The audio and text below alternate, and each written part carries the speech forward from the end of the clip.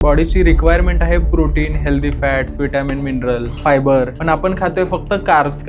Healthy lifestyle म्हणजे काय किंवा हेल्दी लाईफ म्हणजे काय? एक एक्झाम्पल सांगतो मी फक्त. काही वर्षांपूर्वी 20-25 वर्षांपूर्वी गावाकडची जी लाईफस्टाईल म्हणू शकतो आपण, ती हेल्दी लाईफस्टाईल आहे. एकतर प्रोसेस फूड कमी, ऍक्टिव्हिटी जास्त आणि जे खाताय ते होल फूड खाताय, न्यूट्रिशनने भरलेलं फूड खाताय. एक टाइम होता मी लोकांना सांगायचो पॅकेट मधलं दूध तुम्ही वापरू शकता, जसं की मोठ्या मोठ्या कंपन्या आहेत तर त्या कंपन्या तुम्हाला फसवणार नाहीत असं मी स्वतः सांगायचो. पण मुंडे साहेबांनी जे केलंय, जे दाखवले लोकांना, एक्सपोज केलंय, त्यानंतर असं झालं की आता काय सांगणार. याला काही माझ्याकडे आन्सरच नाहीये. फक्त मी प्रे करेन देवाला की मुंडे साहेबांना जास्तीत जास्त वेळ या फील्ड मध्ये ठेव. भारतीयांच्या लाईफस्टाईल मध्ये अशी एक कोणती हॅबिट जर चेंज केली, आपली जी हेल्थ आहे त्याच्यामध्ये इम्प्रूव्हमेंट दिसायला सुरुवात होते? सगळ्यात मोठी गोष्ट म्हणजे पाम ऑइल किती हानिकारक आहे ते प्रत्येक गोष्टीत आहे. पाम ऑइल ना सगळ्यात चीप स्वस्त ऑइल आहे आणि खूप साऱ्या गोष्टींमध्ये ह्यासाठीच वापरलं जातं. कारण प्रोटीनसाठी नॉनव्हेज कंपल्सरी आहे का? नाही, बिलकुल नाहीये. प्रोटीन फक्त नॉनव्हेजच खाल्लं पाहिजे प्रोटीनसाठी असं बिलकुल नाहीये. आपल्या इंडियामधले भरपूर जे ॲथलीट आहेत, स्पोर्ट्स पर्सन आहेत, ते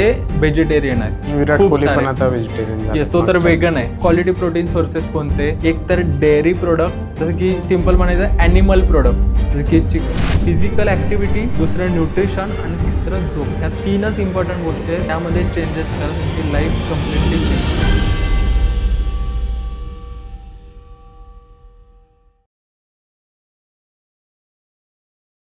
नमस्कार मित्रांनो, स्वागत आहे एका नवीन एपिसोडमध्ये प्रवीण देवरे टॉक पॉडकास्ट चॅनलमध्ये. तर आजचा जो पॉडकास्ट आहे तो सर्वांच्या आरोग्यासाठी खूपच महत्त्वाचा ठरणार आहे, कारण की पॉडकास्टचा जो टॉपिक आहे आजचा तो आहे हेल्थ अँड फिटनेस, जो की सर्वांच्या आरोग्यासाठी खूप महत्त्वाचा आहे. आणि त्यासाठीच आपण अशा गेस्टला इन्व्हाइट केलेलं आहे आपल्या पॉडकास्टवर, जे की 8 वर्षापासून हेल्थ अँड फिटनेसमध्ये काम करत आहे आणि त्याचं कॉन्टेंट बनवत आहे. तर त्यांचं नाव आहे गजराज चौधरी. तर त्यांचं जे मार्गदर्शन आहे आज तुमच्या सर्वांसाठी खूप महत्त्वाचं ठरणार आहे. गजराज, स्वागत आहे आमच्या एका नवीन पॉडकास्टच्या एपिसोडमध्ये. Thank you so much for inviting. तर गजराज, 8 वर्षापूर्वी कशी सुरुवात झाली, काय सांगशील? तर बेसिकली जशी सगळ्यांची सुरुवात होते, कारण मोस्टली क्रिएटर आपण काही ठरवून नाही बनत. सो विषय असा होता की जॉबला होतो आणि जॉबला असताना स्वतःमध्ये थोडीशी इन्सिक्युरिटी होती, कारण मी खूप बारीक होतो. मसल्स वाढवणं म्हण किंवा एखादी फिजिक चांगली जी आपण कॉलेज गोईंग म्हणा किंवा जॉबला नवीन लागल्या जे आपल्याला हवं असतं तसं होतो मी. सो स्वतःला थोडीशी फिजिक चांगली पाहिजे होते, त्यामुळे थोडाफार रिसर्च करायचो आणि रिसर्च करता करता पीनट बटर कुठे खा, प्रोटीनचे तेव्हा नवीन जॉब लागलेला, पैसे कसे बसे जमून प्रोटीन घे. सो या गोष्टींमध्ये उतरलो होतो आणि असं म्हणू शकतो की जशी क्युरियोसिटी वाढत गेली तसा मग इंटरेस्ट वाढला आणि मग ठरवलं की यार जॉबमध्ये काही मजा येत नाही आहे. आणि मग मी थोडा अभ्यास करण्यासाठी जॉब सोडून दिला, सर्टिफिकेशन्स केले, फिटनेस कोच म्हण, न्यूट्रिशनिस्ट म्हण. सो यामध्ये कम्प्लिटली या फील्डमध्ये उतरलो आणि खूप मजा आली तेव्हा पण आणि आता पण खूप मजा येते. सो असा हा प्रवास होता. असा मी जॉब टू या कॉन्टेंट क्रिएशनमध्ये शिफ्ट झालो. एक्झॅक्टली मला सांग की नेमकं कुठलं गाव कुठलं आहे तुझं, कारण की ऑडियन्सला ते पण माहित नाही. ओके, सो मी प्रॉपर आहे सोलापूरचा. सोलापूरपर्यंत मी माझं डिप्लोमा शिक्षण वगैरे केलं. त्यानंतर इंजिनिअरिंगसाठी पुण्यात आलो. सो इंजिनिअरिंगपासून सगळं शिक्षण, इंजिनिअरिंग म्हण, इंजिनिअरिंगचे 3 वर्ष, त्यानंतर जॉब केला 3 वर्ष पुण्यातच आणि 3 वर्ष जॉब केल्यानंतर या फील्डमध्ये घुसलो. सो 2018 पासून आतापर्यंत मी या फील्डमध्ये आहे. पहिला जॉब कधी लागला होता? पहिला जॉब 2016. कुठल्या कंपनीत? म्हणजे 2015 म्हणू शकतो, IT मध्ये, ऑक्टोबर वगैरे. टेलिकॉम इंडस्ट्रीमध्ये लागलो होतो मी. मी ENTC इंजिनियर आहे. So telecom industry. सो इकडे जवळपास विश्रांतवाडीमध्ये माझं ऑफिस होतं, टाटा कम्युनिकेशन प्लस बरेचशा म्हणजे 2-3 MNC मध्ये काम केलं आणि त्यानंतर मग सोडलं. गजराज, मला असा प्रश्न आहे की हेल्दी लाईफस्टाईल म्हणजे काय किंवा हेल्दी लाईफ म्हणजे काय? त्याच्यात डाएट किती महत्त्वाचं आहे आणि लाईफस्टाईल किती महत्त्वाची? तर हेल्दी लाईफस्टाईल म्हणजे मला सांगायला आवडेल, एक एक्झाम्पल सांगतो मी फक्त. जे की काही वर्षांपूर्वी 20-25 वर्षांपूर्वी किंवा एक गावाकडची जी लाईफस्टाईल म्हणू शकतो आपण, ती हेल्दी लाईफस्टाईल आहे. कसं? एकतर प्रोसेस फूड कमी, ॲक्टिव्हिटी जास्त आणि जे खाताय ते होल फूड खाताय, न्यूट्रिशनने भरलेलं फूड खाताय. ऑर्गॅनिक. येस, ऑर्गॅनिक म्हण किंवा थोडेफार पेस्टिसाइड असतातच, but not a processed one, ज्यामध्ये अल्ट्रा प्रोसेस्ड फूड म्हण, पॅकेट फूड म्हण, किंवा फ्राईड फूड जास्त खाणं, रोड साईड स्ट्रीट फूड खाणं, पिझ्झा बर्गर खाणं, पाणीपुरी, हे या गोष्टी. सो एक लाईफस्टाईल तुमची अशी असली पाहिजे जिथे की तुम्ही पॅकेज फूड किंवा हे जे जंक फूड आहे ते कमी असलं पाहिजे. तुमची मिनिमम दररोज एक तास वॉक असेल, एक्सरसाइज असेल, जे काही ऍक्टिव्हिटी, फिजिकल ऍक्टिव्हिटी असली पाहिजे. आणि डाएटमध्ये थोडंफार लाईक प्रोटीनचा इंटेक म्हणा किंवा न्यूट्रिशन असलेलं फूड असलं पाहिजे डाएटमध्ये. सो ही ओव्हरऑल झाली तुमची लाईफस्टाईल. म्हणजे याच्यात डाएट पेक्षा लाईफस्टाईल चांगली पाहिजे. एक्झॅक्टली. म्हणजे डाएट हा एक फक्त लाईक ट्रायपॉड म्हणू शकतो आपण. 3 पिलर आहेत. सो डाएट एक आहे, एक्सरसाइज एक आहे, स्लीप एक आहे, जिथे की रिकव्हरी आपली होते प्रॉपरली. सो एक जरी पिलरचा एक जरी पाय तुटला तर तो थांबणार नाहीये प्रॉपरली पिलर. तसं पकडू शकतो की हा ट्रायपॉड आहे तुमच्या लाईफचा, कोणत्याही पर्सनचा ट्रायपॉड. कारण फिटनेसमध्ये पण त्याला तेच म्हणतं की ट्रायपॉडवरती तुमची फिटनेस कम्प्लिटली डिपेंडंट आहे. तुमचा डाएट बरोबर पाहिजे. समजा तुम्ही डाएट करताय, वर्कआउट नाही करत आहे आणि झोप चांगली नाही आहे, तर त्या डाएटला काही अर्थ नाही. ओके, बरं. लाईफस्टाईल बद्दलचा प्रश्न आहे. लोकांचं सकाळचं डेलीचं रुटीन असतं सगळ्यांचं. उठल्या चहा, बाकीचे ब्रश पण नाही करत, डायरेक्टली चहा पितात किंवा कॉफी पितात. बाकीचे गरम पाणी पितात, जे की हेल्थ कॉन्शियस आहेत. त्यानंतर बरीच 90% जनता चहा नंतर लगेच नाश्ता, त्यानंतर मग दुपारी जेवण 12-1च्या दरम्यान, त्यानंतर परत 4-5 वाजता किंवा 3-4 वाजता चहा. बाकीचे जेवणानंतर इमिजिएटली चहा घेतात. तर हे जे पॅटर्न आहे हे खरंच योग्य आहे का? याबद्दल तुझं काय मत आहे? कोणालाही विचारलं तर म्हणजे जे हे पॅटर्न फॉलो करतात त्यांना पण हे स्वतःहून माहिती आहे की हे योग्य नाही आहे, हेल्दी नाही, कम्प्लिटली अनहेल्दी. बरोबर. का अनहेल्दी आहे?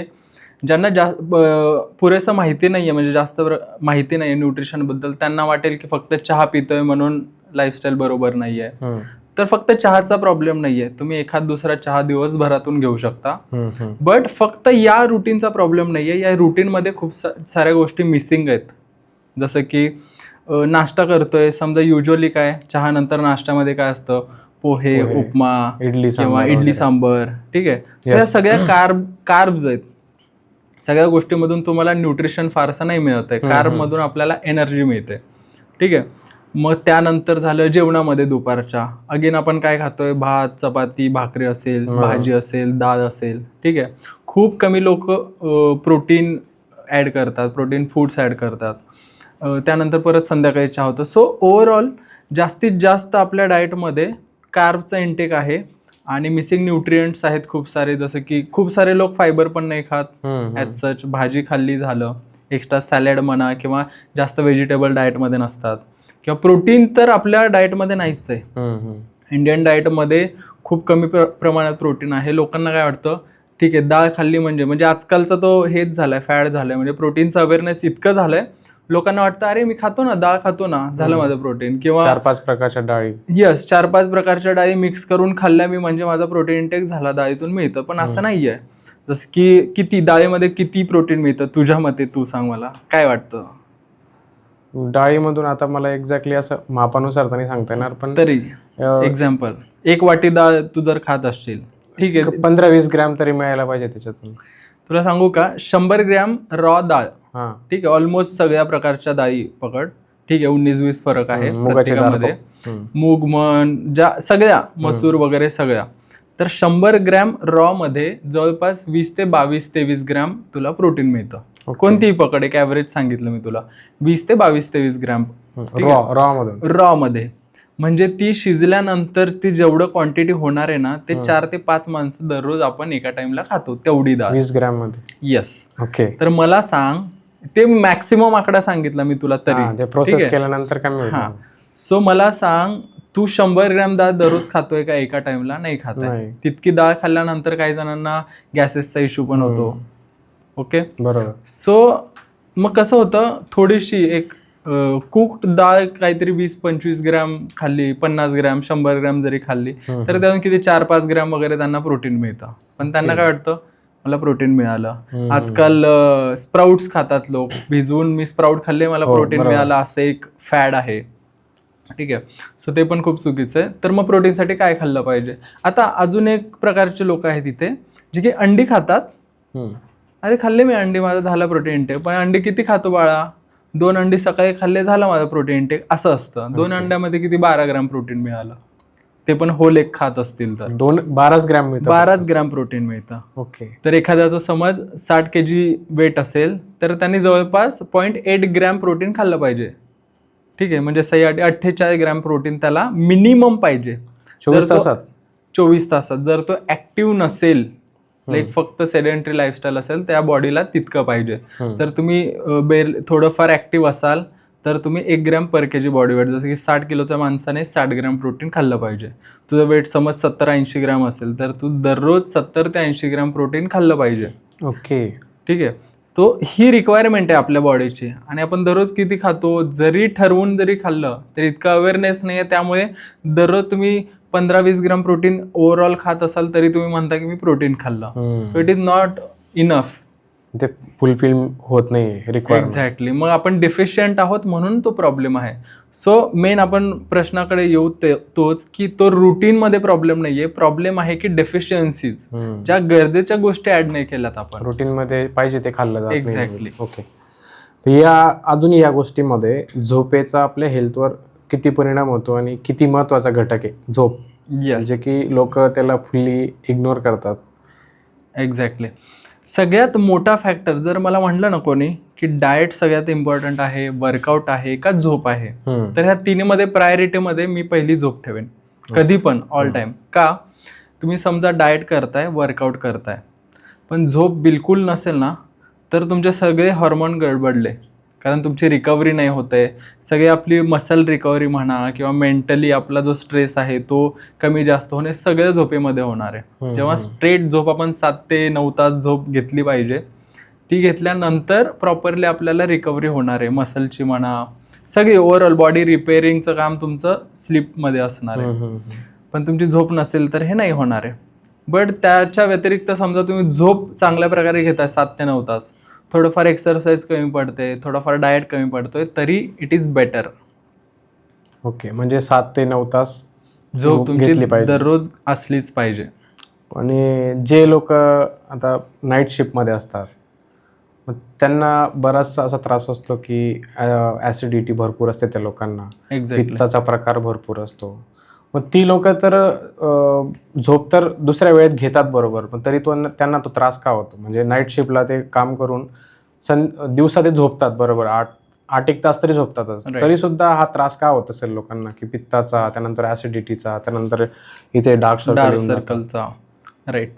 तर मेन प्रॉब्लेम काय आहे, तुमची लाईफस्टाईल. जसं की समजा नाईट शिफ्ट जरी करत असाल, तुमची झोप दररोज सेम टाईमला असलेली बेटर आहे, कारण बॉडीला पण त्याच्या सायकलमध्ये राहणं आवडतं. मी पण नाईट शिफ्ट केलंय. सो नाईट शिफ्ट जर असताना तुमची दररोज सेम टाइमला तुम्ही झोपलं पाहिजे, पण ते नाही होत. जोपर्यंत आपल्याला सवय लागते तोपर्यंत आपली शिफ्ट बदलते, चेंज होते. बरोबर. ठीक आहे. तर तो प्रॉब्लेम आहे मोठा. नाईट शिफ्टमध्ये काय होतं, बेसिकली आपण टाइम जरी फॉलो करत असू ना, आपल्या मील्सचा टायमिंग खूप फरक पडतो. जसं की एकदा डिनर केल्यानंतर समजा नाईट शिफ्ट काही जणांची 7-8 वाजता, काही जणांची 10 वाजता चालू होते. सो डिनर टाइम एक कॉमन पकडू आपण 8 ते 11 मध्ये वगैरे झालं रात्री. सो त्यानंतर खूप वेळ आपण उपाशी असतो. ऑफिसमध्ये जर असू तर तो नेक्स्ट जो मील असणार आहे 2-3 वाजता, जो काही पहाटे 1 वाजता वगैरे, तो मील काय असणार आहे, हेल्दी असणार आहे तुम्हाला वाटतं? नाही वाटत. सो मॅगी असेल, हे असेल. सो अशा गोष्टींमुळे, लाईक तुमच्या फूड चॉईसेसमुळे एकतर तुम्हाला ॲसिडिटी होते, खूप जास्त गॅप पडल्यामुळे ॲसिडिटी होते, किंवा खाण्याचा टाइम बरोबर दररोज सेम टाइम नसेल तरी तुम्हाला ॲसिडिटी होते. ओके. तिखट जास्त असेल, मीठ जास्त असेल, मसाले जास्त असतील आणि तुम्हाला सवय नसेल किंवा खूप जास्त गॅप असेल तर या गोष्टी तुमच्या ॲसिडिटीसाठी, तुमच्या गट हेल्थसाठी चांगल्या नाही आहेत. सो इवन नाईट शिफ्टमध्ये जरी पर्सनने चांगलं डिसिप्लिन ठेवून चांगला डाएट घेतला, फायबरयुक्त पदार्थ ॲड केले डाएटमध्ये, प्रोटीनवाले पदार्थ ॲड केले, प्रॉपर गॅप ठेवला, तर ॲसिडिटी मला नाही वाटत तरी पण होईल त्यांना. बट अगेन ती गोष्ट आहेच की दर 5-6 दिवसाने तुमची शिफ्ट चेंज होत असेल तर तुम्हाला जास्त काळजी घेणं गरजेचं आहे. म्हणजे होणारच ॲसिडिटी असं नाही, पण तुम्हाला काळजी थोडी जास्त घ्यायला लागेल. ओके. आपल्या भारतीयांच्या लाईफस्टाईलमध्ये अशी एक कोणती हॅबिट जर चेंज केली ज्यामुळे आपली जी हेल्थ आहे त्याच्यामध्ये इम्प्रूव्हमेंट दिसायला सुरुवात होईल? तुला काय वाटतं, अशी एक हॅबिट सांग. सगळ्यात मोठी गोष्ट म्हणजे प्रोटीन इंटेक, जसं की आपण आधी पण बोललोय. कारण काय डेफिशियंट आहोत आपण, सगळ्यात कमी प्रोटीन खातो. कमतरता आहे खूपच. मला एक फूड सांग जे की तू दररोज खातोय आणि जो प्रोटीन युक्त आहे किंवा त्यातून प्रोटीन मिळतं, असा एक फूड आपण कंटिन्युअस नाही खात. एकही नाही असं, एक पण नाहीये. हप्त्यातून कधी तुम्ही पेरू खाल्ला, कधी केळी खाल्ली, असं एक दोन वेळ खाल्लं तर खाल्लं. आणि फ्रूट मध्ये प्रोटीन नाही मिळत. Fruit is a not source of protein. Fruit मधून काहीच प्रोटीन नाही मिळत. नॉट अ सिंगल ग्राम. मिळतं. ठीक आहे, मी पण बरेचसे व्हिडिओ बनवलेत, जर तू बघितले असतील तर, की सगळ्यात जास्त प्रोटीन पेरूमध्ये असतं. बट त्या कॅटेगरीमध्ये पेरूमध्ये जास्त आहे. ओके. बट पेरूमध्ये खूप जास्त प्रोटीन मिळतं असं नाही आहे. इट इज लाईक की लोकांना थोडासा इंटरेस्ट यावा की यार हा पेरूमध्ये प्रोटीन असतं, प्रोटीनची थोडीशी अवेअरनेस व्हावी म्हणून असे व्हिडिओ मी बनवतो, सो दॅट की थोडेसे कमेंटमध्ये पण लोक डिस्कस करतील, एज्युकेटेड लोक म्हणतील अरे काही पण सांगतोय प्रोटीन नसतं. म्हणजे प्रोटीन तुम्हाला इंट्रोड्यूस होईल तुमच्या लाईफमध्ये. त्यामुळे असे टॉपिक टच करायला मला आवडतात थोडेफार. बट बाकी फ्रुट्समध्ये पेरूमध्ये थोडंसं जास्त, 2 ग्रॅम जास्त. पण एक पेरू खाल्ला तू 2 ग्रॅम प्रोटीन मिळत असेल, मोठा पेरू, तर दॅट इज नॉट इनफ. जसं की तू 70 kg आहे तर तुला 70 ग्रॅम प्रोटीन करणं, त्या 70 ग्रॅमसाठी तू किती पेरू खाशील? सो प्रोटीन मेन गोष्ट आहे जी की ॲड केल्यानंतर ना मला तरी वाटतंय की मेजॉरिटी लोकांचे सगळे प्रॉब्लेम सॉल्व्ह होतील. जसे की तुम्हाला हॉर्मोनल प्रॉब्लेम असतील, ठीक आहे, प्रोटीन प्लस हेल्दी फॅट्स म्हणा, सगळे. पण मेन प्रोटीनला आपण डेफिशियंट आहोत. सो डेफिशियन्सी कमी करण्यासाठी ते खा, तुमचे सगळे प्रॉब्लेम, स्किन हेल्थ सुधारेल, हेअर हेल्थ सुधारेल, प्लस तुमचा मसल मास थोडासा वाढेल, व्यायाम करत असाल, प्रोटीन खात असाल, त्याने तुमचं बेली फॅट नाही राहणार, स्लिम राहाल तुम्ही, लीन राहाल, जे की ॲक्च्युली आपल्याला पाहिजे. बरोबर. अजून एक प्रश्न माझा असा आहे की लहान मुलं, त्यानंतर तरुण, मध्यम वयाचे आणि वृद्ध माणसं, म्हातारे, प्रत्येकाच्या नीड्स वेगवेगळ्या आहेत बरोबर हेल्थच्या. येस. तर त्यांनी कशावर फोकस केला पाहिजे जेणेकरून त्यांची जी हेल्थ आहे ती एक फिट असेल? ओके. सो बेसिकली एकतर लहान मुलगा असेल किंवा यंग असेल किंवा एकदम म्हातारे असतील किंवा काय वयस्कर असतील, सगळे ह्युमन आहेत, ह्युमन बॉडी आहे, त्याची नीड ॲक्च्युली सेमच आहे की तुम्हाला न्यूट्रिशन पाहिजे बॉडीला, थोडीशी फिजिकल ॲक्टिव्हिटी पाहिजे आणि झोप चांगली पाहिजे. ठीक आहे. पण तरी त्यातल्या त्यात जर म्हणायचं म्हटलं तर लहान मुलं ग्रोथ फेजमध्ये असतात की ग्रोथ होते आपली. सो ग्रोथ कधी होणार आहे? तुम्ही जेव्हा प्रॉपर झोप घेताल चांगल्या प्रकारे, त्या झोपेमध्ये जे काही ग्रोथ होणार आहे, रिपेअरिंगचं काम होणार आहे, रिकव्हरी होणार आहे, ही सगळे होणार आहे आपले झोपेमध्ये. त्यामुळे झोप चांगली पाहिजे. प्लस फक्त झोप चांगली राहून फायदा नाही, तुम्हाला न्यूट्रिशन जसं की डाएटमध्ये प्रोटीन इंटेक थोडाफार पाहिजे बऱ्यापैकी. लहान मुलं का असणार, प्रोटीन तर गरजेचं आहे कारण आपले सगळे टिश्यूज हे प्रोटीनने बनलेत. प्लस हेल्दी फॅट्स असले पाहिजेत. सो न्यूट्रिशन ऑलमोस्ट सेम आहे सगळ्यांसाठी, लहान मुलगा असेल, अडल्ट असेल किंवा वयस्कर असेल. बट त्याची क्वांटिटी असं म्हणू शकतो की किंवा प्रायोरिटी, जसं की लहान मुलाने जास्त फिजिकल ॲक्टिव्हिटी असली पाहिजे कारण ग्रोथ फेज आहे. जास्त जितकी फिजिकल ॲक्टिव्हिटी आहे तेवढी भूक पण लागेल, ॲक्टिव्ह राहील, मसल मास वाढेल, हाईट वाढेल. ठीक आहे. सो झोपेकडे मेन फोकस, डाएटकडे असला पाहिजे. त्यानंतर जो अडल्ट म्हणू शकतो, एक वयाची जी रेंज आहे आपण अडल्टमध्ये म्हणतो, स्ट्रेस आपला जास्त आहे.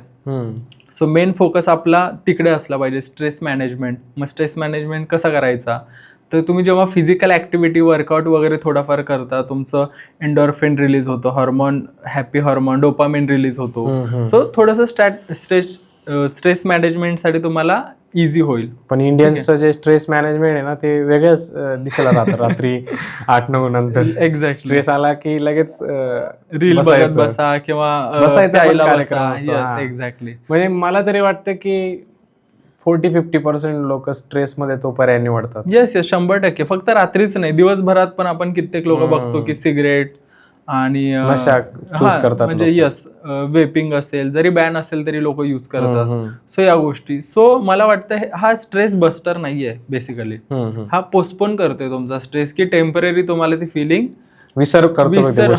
Yes. So this is not the right वे.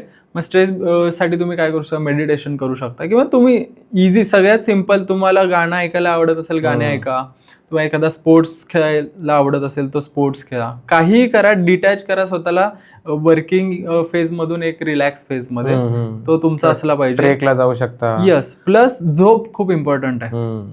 प्रत्येक फेज मध्ये लहान मूल असेल, अडल्ट असेल, वयस्कर असेल, इव्हन लहान मुलं आणि वयस्कर लोकांमध्ये तर जास्त झोप घेतली पाहिजे.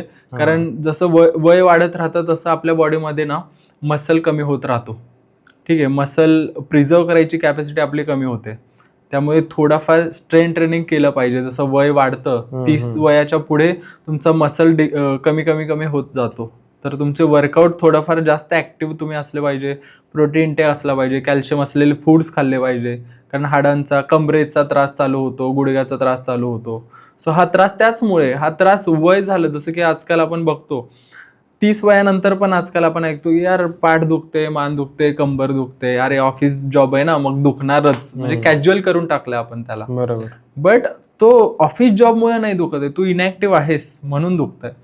तुझ्या डाएटमध्ये कॅल्शियमचं प्रमाण कमी आहे, प्रोटीनचं प्रमाण कमी आहे म्हणून दुखतंय. म्हणजे बॉडी रिपेअर कसं करणार, ती गोष्ट वीक होत चालली आहे. बरोबर. बॅक मसल तुझा स्ट्रॉंग नाहीये म्हणून तुझा बॅक दुखते, कारण तो वीक झाला आणि त्यावरती जास्त स्ट्रेस येतोय. वीक असल्यामुळे तुझं जे काही बसायचं पण काम आहे ते त्याला जास्त वाटतंय, त्याचा लोड वाढतोय.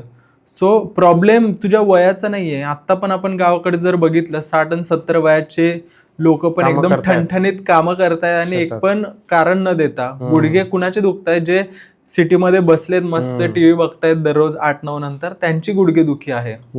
अरे यार, किंवा एक 60 वयानंतरच आपण रिटायर झालो, आता झालं आमचं वय. अरे तुमचं वय नाही झालंय, तुम्ही लेझी झालात. तुमचं काम चालू असताना ना तुम्ही थोडेफार वॉक तरी करायचं. पण आता वॉक वगैरे तुमची प्रायोरिटी नाहीये, किंवा ते प्रायोरिटी सोडा. काम जेव्हा तुम्ही जॉबला आहात कुठेतरी, तिथे ऑप्शन नाहीये तुम्हाला. तुम्ही थोडंफार वॉक करताय, वर खाली करताय, स्टेअर्स चढता उतरताय. पण रिटायर नंतर तुम्ही फक्त घरात बसलेले आहात. तुम्हाला फक्त दररोजचा 15-20 मिनिट वॉक, तुम्हाला असं वाटतं की मी वर्कआउट केला, दॅट इज नॉट इनफ.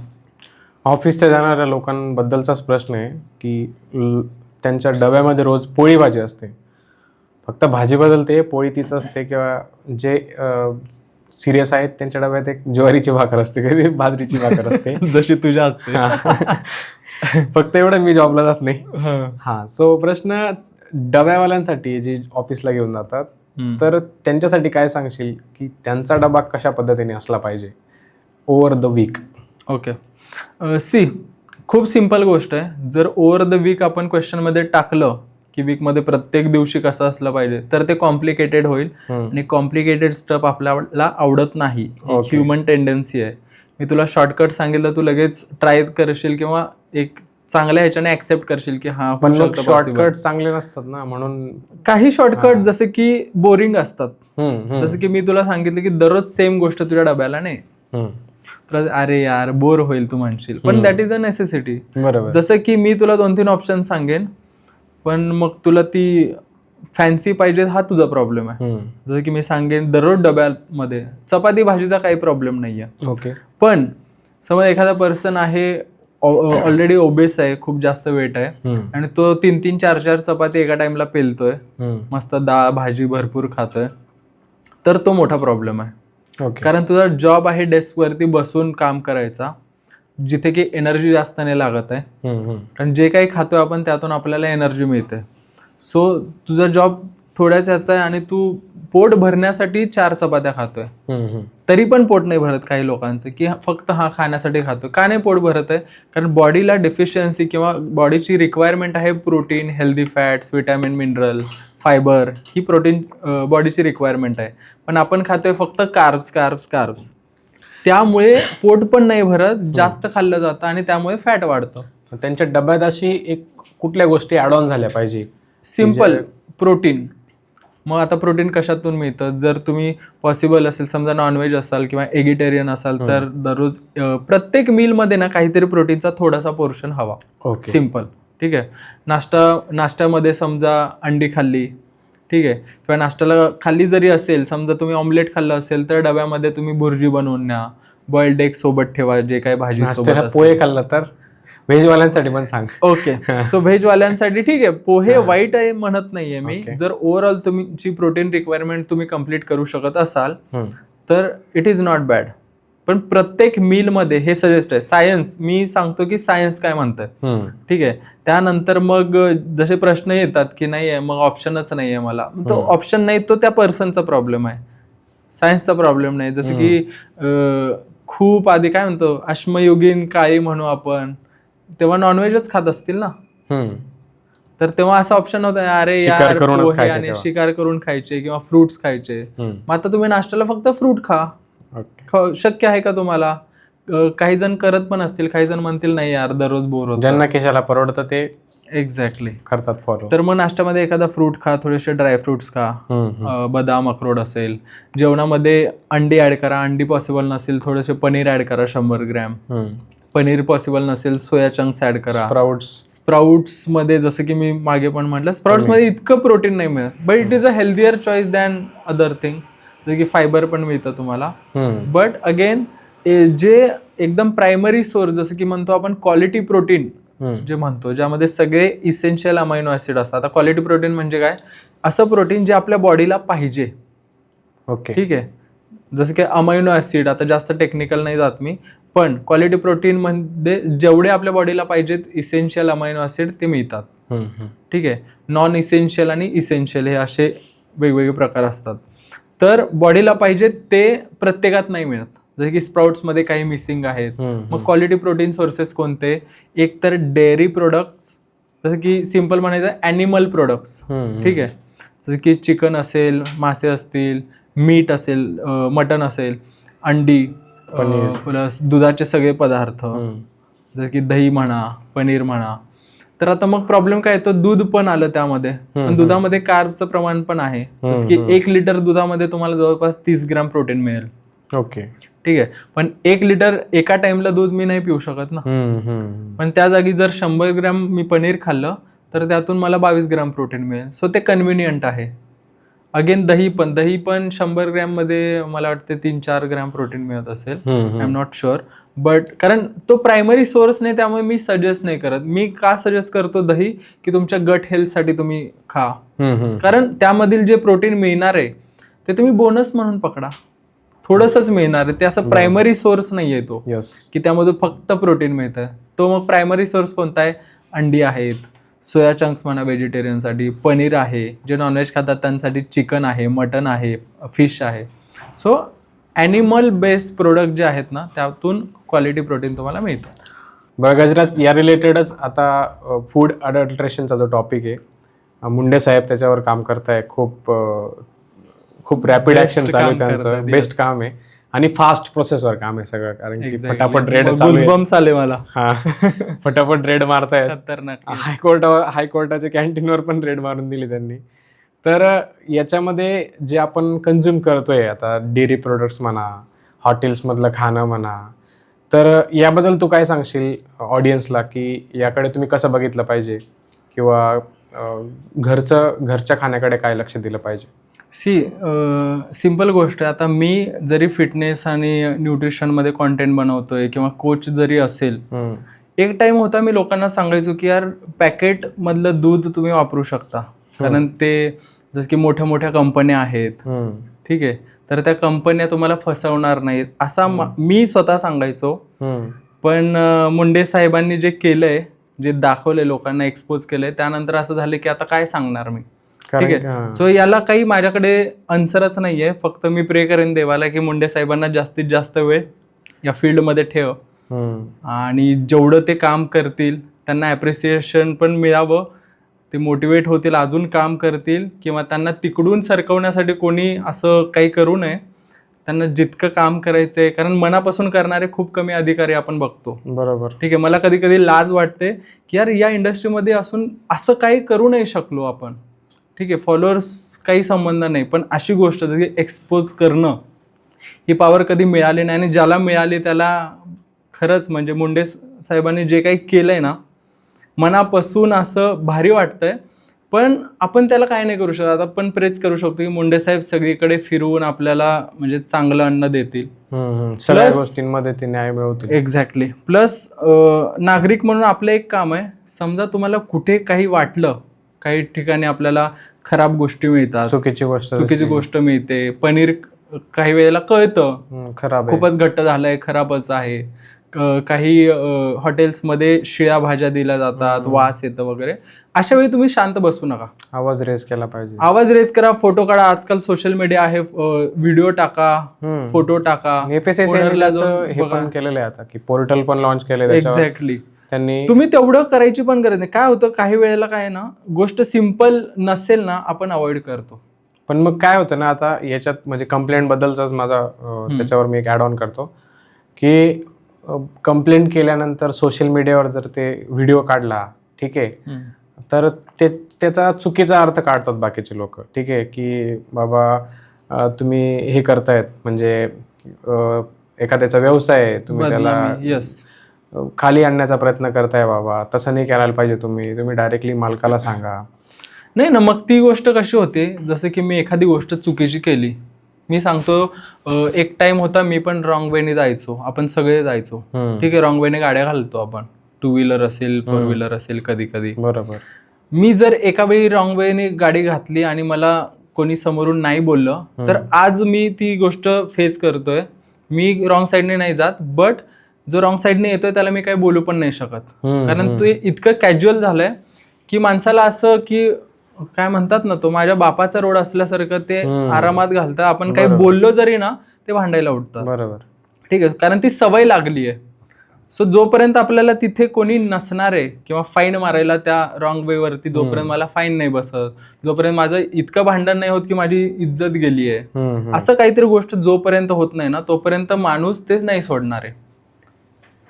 जर तुम्हाला फक्त की हा एखाद्याने म्हटलं तर तुम्ही नाही सोडणार. सो सेम गोष्ट मला वाटतं, तुम्ही ओनरला सांगितलं, ओनर म्हणले हा ठीक आहे.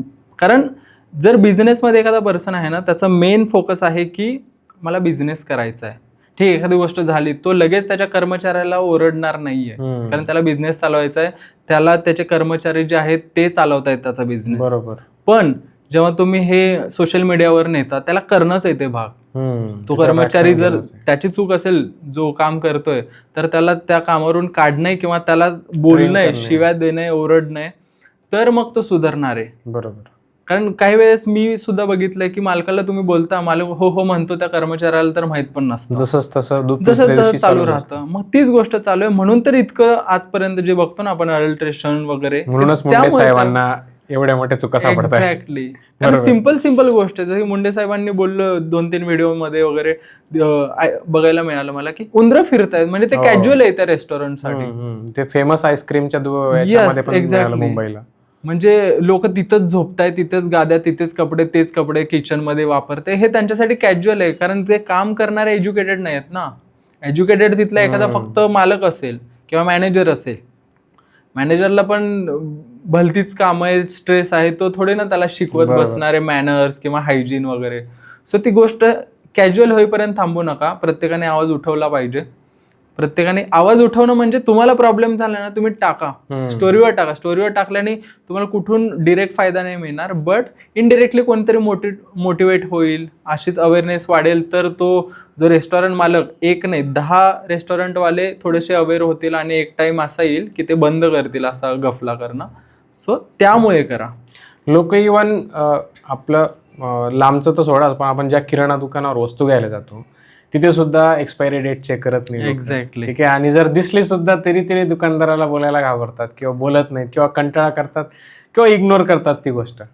या गोष्टीकडे दुर्लक्ष नाही करायला पाहिजे. कारण ती गोष्ट आपल्याला काय वाटतं, आपण त्यांच्याकडून सर्व्हिस घेतोय, तर म्हणजे आपण पैसे देतो, आपल्या हक्काची गोष्ट आहे ती, मी पैसे देतो तर मला ती गोष्ट मिळते, हा कॉन्फिडन्स नाहीये लोकांकडे. म्हणजे ती गोष्ट सेम गोष्ट आपलीच चूक आहे, लोकांची चूक आहे की आपण त्याला ऍक्सेप्ट केलंय, चुकीच्या गोष्टीला ऍक्सेप्ट केलंय, आपण त्यामध्ये रुळलोय, त्यामुळे तो प्रॉब्लेम आपला आहे, त्यांचा नाहीये.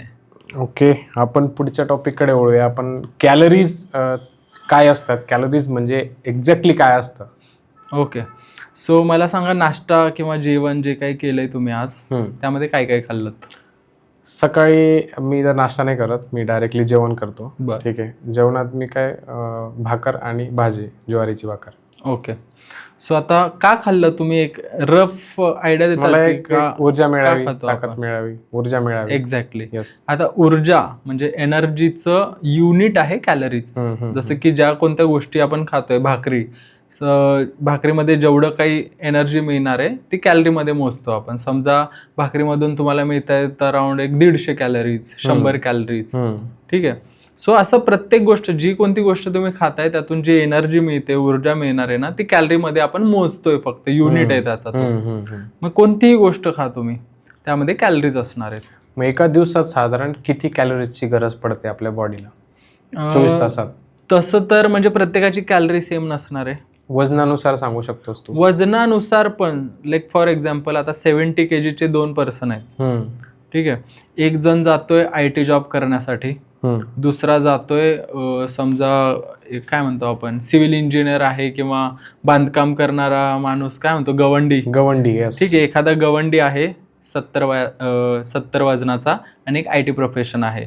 त्यांचं वजन सेम आहे, हाईट सेम आहे, समजा कामाचा टाइम पण सेम आहे, पण ऍक्टिव्हिटी दोघांची वेगळी आहे ना. ठीक आहे. दिसायला समजा सेम आहेत, ते सडपातळ आहे, थोडं पोटावर जरी फॅट असेल, सगळं सेम आहे कन्सिडर करू आपण, तरी त्यांची रिक्वायरमेंट बॉडीची वेगळी आहे. कारण हा जास्त ऍक्टिव्ह आहे आणि हा कमी ऍक्टिव्ह आहे. सो तशा प्रकारे फक्त वजन आणि हाईट वरती या गोष्टी नाही मॅटर करत. तुमची लाईफस्टाईल, तुमचा मेटाबॉलिझम, जसं की जितकं आपण कमी ऍक्टिव्ह असतो तेवढा तुमचा मेटाबॉलिझम पण कमी होतो. जेवढं जास्त ऍक्टिव्ह तेवढा जास्त मेटाबॉलिझम. सो तुमची कॅलरीची रिक्वायरमेंट त्यानुसार चेंज होते. सो जसं की नोटीस केलं असेल तू स्वतः, जेव्हा कॉलेजमध्ये असशील किंवा शाळा पास झाली, कॉलेजमध्ये एंटर केले, त्यावेळेस कितीही खा, पोट नाही वाढायचं, एकदम सडपातळ असायचो, बारीक. कितीही खा, म्हणजे एका टाइमला बसून 4-4, 5-5 चपात्या खा, त्यानंतर फ्रुट्स म्हण, हे म्हण, कोल्ड्रिंक पी, आपलं वजन नाही वाढायचं. कारण त्यावेळी आपला मेटाबॉलिझम खूप जास्त असायचं. सो मेटाबॉलिझम जास्त, त्यामुळे कॅलरीची रिक्वायरमेंट जास्त. त्यावेळेस तुम्ही 3-3, 4,000 कॅलरी जरी खाल्ल्या तरी बॉडीला नाही लागायचं, कारण जेवढ्या कॅलरी खातो आपण बर्न व्हायच्या, त्यामुळे वजन नाही वाढायचं. साखर आणि मीठ याचं प्रमाण किती असलं पाहिजे डेलीच्या रुटीनमध्ये? एक गोष्ट सांगायची म्हटलं तर आपण याच्याकडे नको जायला की हा सायंटिफिकली किती अप्रूव्ह केलंय FDA किंवा काय, त्या गोष्टीकडे नकोच जायला. ठीक आहे. सिम्पल आपण जसं की लोक जे बघतायत लोक ते अप्लाय करू शकतील याकडे जाऊया. चालेल. ठीक आहे. शुगर पूर्णपणे बंद करायची का, हा प्रश्न विचारला पाहिजे. पूर्ण बंद करायची का, नाही. सॉल्ट पूर्ण बंद करायचा किंवा कमी करायचा का, नाही. मग किती खायचा आणि कसा खायचा, तेच, किती कमी खातोय का जास्त खातोय, कसं ओळखायचं. पहिला येऊ आपण शुगरकडे. ठीक आहे. शुगर जेवढी कमी तेवढी बेटर. ठीक आहे. कारण आर्टिफिशियल शुगर खातोय आपण, व्हाईट शुगर. बरोबर. ठीक आहे. हा, जर तुम्ही बाकी न्यूट्रिएंट तुमच्या डाएटमध्ये नाही आहेत पूर्ण दिवस आणि फक्त शुगरी पदार्थ खाताय, तर that is again harmful for you. तर तुम्ही लिमिटमध्ये खाल्ले पाहिजे. ठीक आहे. मग लिमिटमध्ये म्हणजे किती, एक समजा चहाच्या उदाहरणात घेऊ आपण, 2 टाइम चहामध्ये जितकी लागते तेवढी शुगर इनफ आहे. पण समजा एखाद्या वेळेस स्वीट पण खायचंय, एखाद्या वेळेस चालेल, पण तुमची एकदम रॉ लाईफस्टाईल असली पाहिजे. जर की आजकाल काय होतं, दररोजच वेगवेगळे पदार्थ. अरे आज आईस्क्रीम खाऊया, ठीक आहे, खाल्लं. उद्या पेस्ट्री खाऊया, खूप दिवस झालं नाही खाल्ली. तेरवा झालं मग काहीतरी बिस्किट खाल्ले. म्हणजे डेली तुम्ही कशा ना कशा थ्रू शुगर इनटेक करताय. मग ह्या गोष्टी अवॉइड केल्या पाहिजे की डेली प्रोसेस शुगर तुमच्या डाएटमध्ये जास्त नसली पाहिजे. मग एखादा दररोज फ्रूट खाताय, त्यामधून शुगर मिळते, दॅट इज फाईन, कारण त्यामध्ये फायबर पण मिळतात, बाकी न्यूट्रिएंट मिळतात, विटामिन्स मिळतात. सो तशी शुगर तुम्ही ठेवू शकता, पण प्रोसेस्ड शुगरी फूड्स तुम्ही अवॉइड केलं पाहिजे, जितके जास्त अवॉइड करता येईल तितके. ओके. सॉल्ट बद्दल आता सॉल्ट ना दिवसभरातून एखादा चमचा आपल्या बॉडीला खाल्लं पाहिजे आपण, असं आहे. ठीक आहे. मग सकाळी नाश्ता म्हण, दुपारचं जेवण, संध्याकाळचा एखादा नाश्ता केला तर, कोण करत असेल तर, आणि रात्रीचं जेवण. सो टोटल 4 मीलमध्ये आपण अराउंड 1 चमचा मीठ खाल्लं पाहिजे, हे पकडूया. पण प्रॉब्लेम त्या मिठाचा नाही आहे. प्रॉब्लेम काय आहे, जो की हिडन सॉल्ट म्हणतो आपण, की काही पदार्थ असे खातो आपण ज्यामध्ये आपण खाताना आपल्याला कळत नाही, पण त्यामध्ये खूप जास्त सोडियम आहे. की पॅकेट फूडमध्ये जर की चिप्सचं पॅकेट बघितलं त्याच्यामध्ये खूप जास्त सोडियम आहे आपल्याला कळत नाही. ठीक आहे, एखादा पॅकेट चिप्स आपण असाच खाऊन जातो, पण त्यामध्ये खूप जास्त सॉल्ट आपली एकाच टाइमला, जसं की दिवसभराची जी रिक्वायरमेंट आहे ती एकाच टाइमला आपण खाऊन जातो. ओके. प्लस ते असं पण नाही की ते मील आहे ज्याने माझं पोट भरणार नाहीये, ते असंच हाऊस असंच बसल्या बसल्या टाइमपास म्हणून आपण खातोय. So that is not needed आणि ते नाही केलं पाहिजे. मग अशा बऱ्याचशा गोष्टी आहेत, पॅकेट फूड म्हणा किंवा बाहेरचे प्रोसेस फूड जे काही आपण फ्राईड फूड खातो, प्लस आणि फक्त सॉल्टचा प्रॉब्लेम नाहीये, मे बी आपण येऊ पण ऑइलवरती प्रश्न असतील तुझे, सो तेव्हा पण आपण त्यावरती बोलू की ऑइलचं वगैरे कसं आहे. ओके. भात चपाती भाकरी, तर याच्यामध्ये सर्वात जास्त वेट गेन, आता बरेच जण असं म्हणतात की जास्त भात खाल्ल्याने वजन वाढतं, तर हे याचं काय नेमकं शास्त्र की कशाने जास्त वजन वाढतं? मला सांग, भाताचंच पहिला बोलू आपण. चायना, असं आपल्या देशातलेच बघू, आसाम, केरळ. आसाम केरळमध्ये फक्त भात जास्त प्रमाणात खातात तिथे. म्हणजे तिथले सर्व लोक ओबेस आणि जाड आहेत का? तर नाही. ठीक आहे, एक एक्झाम्पल घेऊ आपण. चायनामध्ये पॉप्युलेशन आपल्या इतकंच आहे, म्हणजे असं नाही की एकदम कमी आहे. सिंगापूर आपल्या पटीनेच चालू आहे. पॉप्युलेशन जास्त आहे आणि खातात भाताचे जास्त, सुशी ते, ठीक आहे, भाताचे प्रोडक्ट खूप जास्त आहेत, राईस प्रोडक्ट. सो तरीही त्यांचा ओबेसिटी रेट खूप कमी आहे, आपला खूप जास्त का आहे? कारण फक्त भाताचा प्रॉब्लेम नाही आहे. Rice is the best carbohydrate source. कारण काही जणांना ना चपाती व्हीटमध्ये हे असतं, काय म्हणतो आपण, ग्लुटन असतं, तर काही जणांना ना ग्लुटनचा त्रास होतो, काही जेनेटिकली प्रॉब्लेम येतो की गट इश्यू होतात. तर तसा काहीच इश्यू तुम्हाला राईसमध्ये नाही मिळत. ठीक आहे, राईस आणि पचण्यासाठी पण हलका आहे. तुम्हाला जर काय म्हणतात फॅट लॉस वरती आहे तरी तुम्ही खाऊ शकता, वेट गेन मध्ये आहे तरी खाऊ शकता, आणि प्युअर सोर्स आहे, बेस्ट सोर्स आहे. मला सांग, बॉडी बिल्डिंगची लोक कधी बघितलीत पोज वगैरे करतात प्रॉपर, त्यांचा डाएट जो आहे, जेव्हा बॉडी बिल्डिंगसाठी प्रेप करतो एखादा पर्सन 6-6 महिने, प्रत्येक मीलमध्ये राईस खातात, चपाती आणि भाकरी मोस्टली खात नाहीत 90% किंवा मेजॉरिटी म्हण. ओके. ठीक आहे, कारण काही त्यांना डायजेशन प्रॉब्लेम नकोय, हलकं फुलकं पाहिजे, त्यामुळे भात खातात. आणि मला सांग, मग भातामुळे वजन वाढणार आहे का? तर नाही, भात हा प्रॉब्लेम नाहीये. या गोष्टीची मी पण म्हणजे सहमत नाही, कारण की उत्तर महाराष्ट्र जो आहे ना, त्याच्यात जळगाव, धुळे, खानदेशचा पूर्ण भाग, तर त्याच्यात 90% लोकांच्या घरी रोज संध्याकाळी खिचडी होते. राईट, ठीक आहे, आमच्याकडे आणि रोज होते 70-90% लोकांकडे, तरी ते लोक जाड नाही आहेत आमच्याकडचं. त्याच्यामुळे मी या गोष्टीची मी पण सहमत नाही की भाताने वाढतं म्हणून. येस, तर भात प्रॉब्लेम नाहीये. प्रॉब्लेम कधी आहे? क्वांटिटीमध्ये.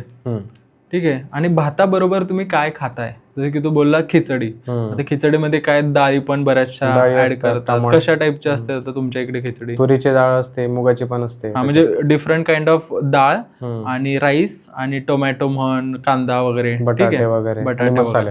हा, सो इथे काय झालं, टोटल तुम्ही जी खिचडी खाताय तर इतकं ऑइलचं प्रमाण किती आहे? कमी आहे. कमी. ठीक आहे, एवढं जास्त नाहीये.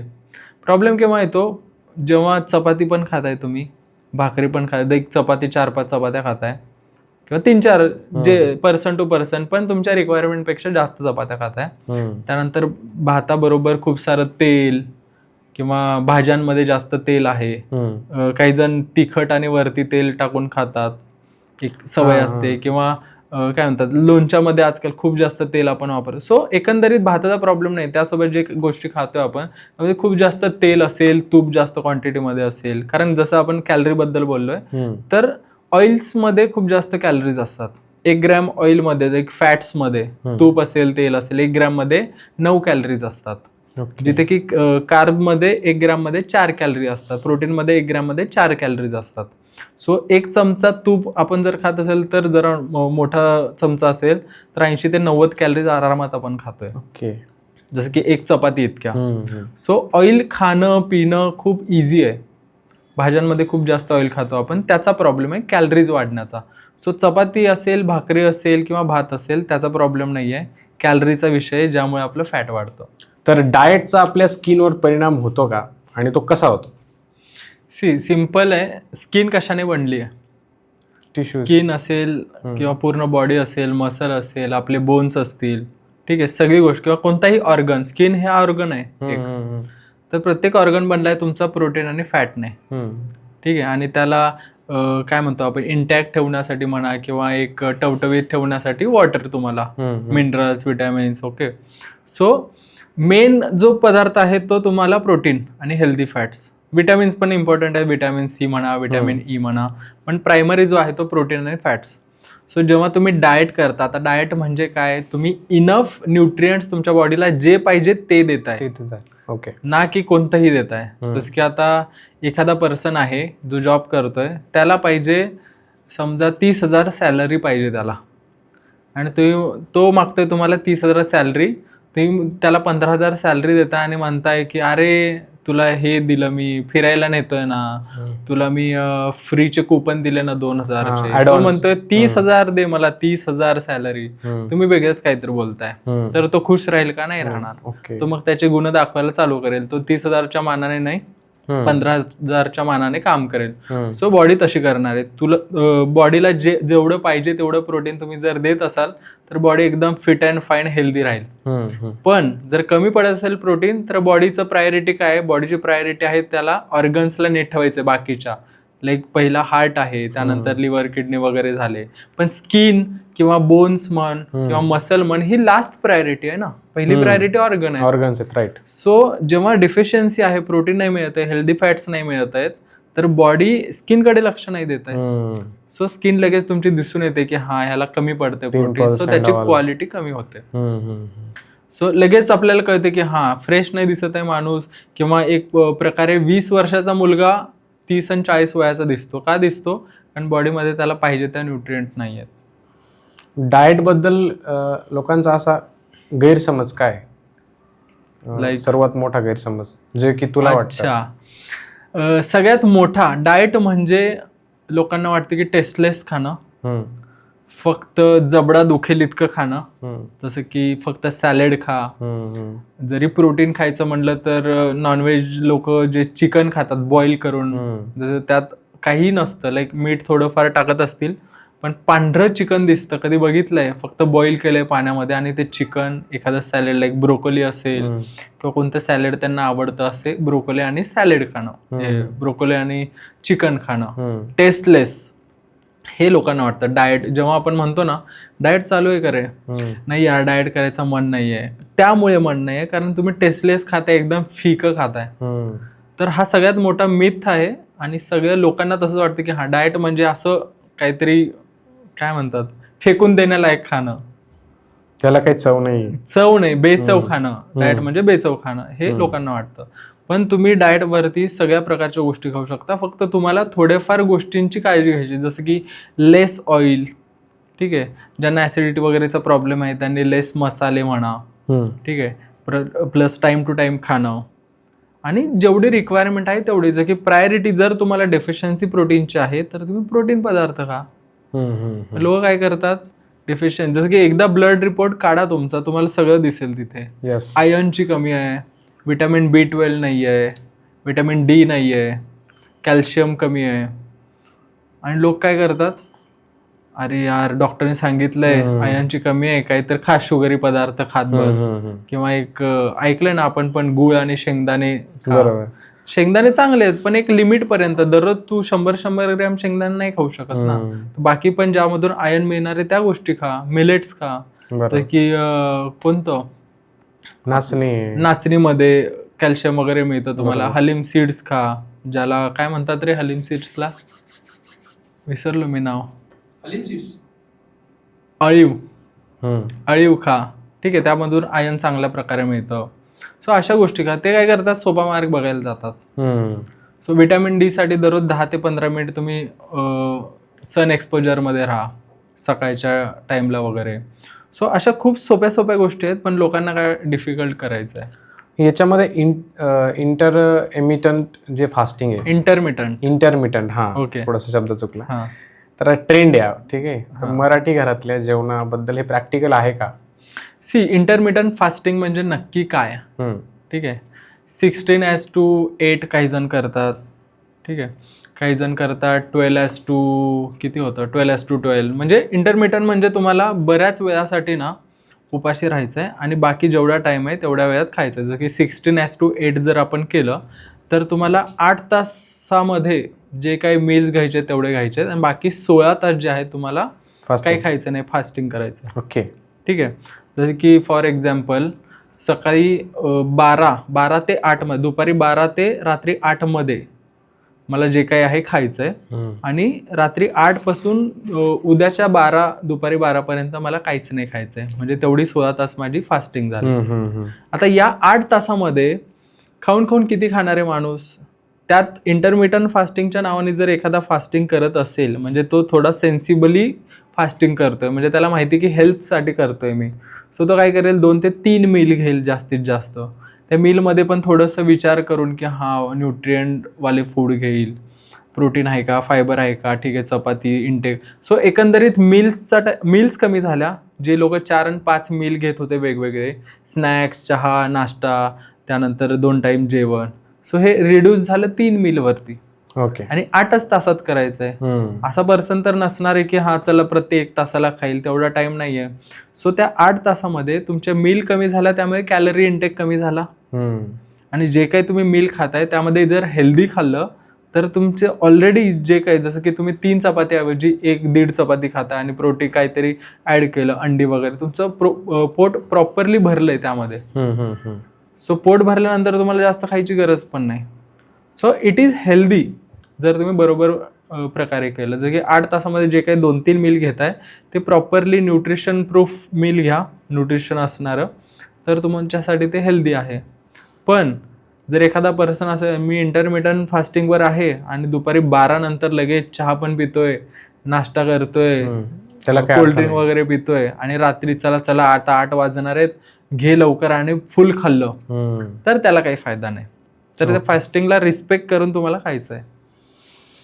ओके, आता मिथ आहेत काही, तर जिम लावल्यानंतर बियर प्यायला सजेस्ट करतात लोक बरीच. होय, हा प्रकार गावाकडे मी बऱ्याच ठिकाणी ऐकलेला आहे. म्हणजे मी जेव्हा कॉलेजला होतो तेव्हा बऱ्याच मुलांकडून मी ऐकायचो.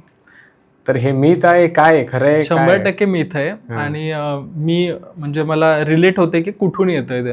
ठीक आहे, कारण जेव्हा शाळेनंतर कॉलेजला जातो आपण नवीन किंवा तो जो वय आहे आपला ग्रोईंग पिरियड आहे, ठीक आहे, तेव्हाच आपण असं फिजिकली थोडे मॅच्युअर व्हायला लागतो. की काही जण सदृढ होतात, काही जण लाईक मस्क्युलर, लाईक तुमचं जीन्स दाखवायला लागतात. तेव्हा जर तुम्ही थोडा व्यायाम केला, सेम 2 मुलं सेम वयाचे असतील पण जेनेटिक्स डिफरंट असेल, एखादा चांगला आहे जेनेटिक्स, तर त्याने थोडा व्यायाम केला तरी लगेच त्याची बॉडी भरून येईल. पण दुसऱ्याचं जेनेटिक्स चांगले नसतील त्याचे नाही येणार, सेम वर्कआउट जरी करत असेल, सेम खात जरी असेल. ठीक आहे, सो तो जो फेज आहे मॅच्युअर होण्याचा, त्याला काही लोक लिंक करतात. समजा त्याचे जीन्स चांगले आहेत पण त्याने त्याच वेळी जिम लावल्याने दारू पण पितोय, पण जीन्समुळे जर तो चांगल्या प्रकारे त्याची बॉडी झाली तर लोकांना काय वाटतं का अरे हे दारू पिऊन झाली आहे किंवा बियर पिऊन झाली आहे, एक समज असतो. की हा सेम समज मला वाटतं मी शाळेत किंवा कॉलेजमध्ये असताना जेव्हा फर्स्ट टाइम जिम लावली होती तेव्हा मला पण होती की प्रोटीन सप्लिमेंट जे म्हणतो आपण, ती पावडर खाल्ल्या म्हणजे आपली लगेच बॉडी वाढते, जाऊन ती बॉडीमध्येच बसते पावडर, एक समज होता तेव्हा. पण खूप वर्षांपूर्वीची गोष्ट आहे, अवेअरनेस नव्हता. बरोबर. सो आपलं काय, जसं की अरे इकडून गेला ना तो म्हणून त्याला सक्सेस मिळाली, तो दररोज इकडं, जसं की एक झाड आहे तिथे मंदिर नाही काय नाही, पण दररोज त्या झाडाच्या कट्ट्यावर जाऊन तो बसतोय, 2 फेऱ्या मारतोय आणि काहीतरी त्याला लॉटरी लागली असेल तर ते प्रत्येक जण अरे 2 फेऱ्या मारा, त्या झाडाकडे बसा, लॉटरी लागेल, हे असा एक गैरसमज असतो माणसाला की तो रिलेट करतात की हा यामुळे झालं असेल. सो तसंच आहे, बिअर पिल्याने तुमची काही बॉडी वाढत नाही, वजन वाढू शकतं, फॅट वाढू शकतो, पोट वाढू शकतं 100%.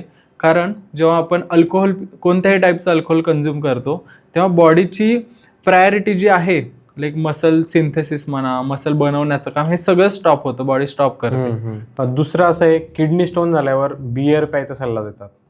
राईट, काय तथ्य आहे त्याच्यात?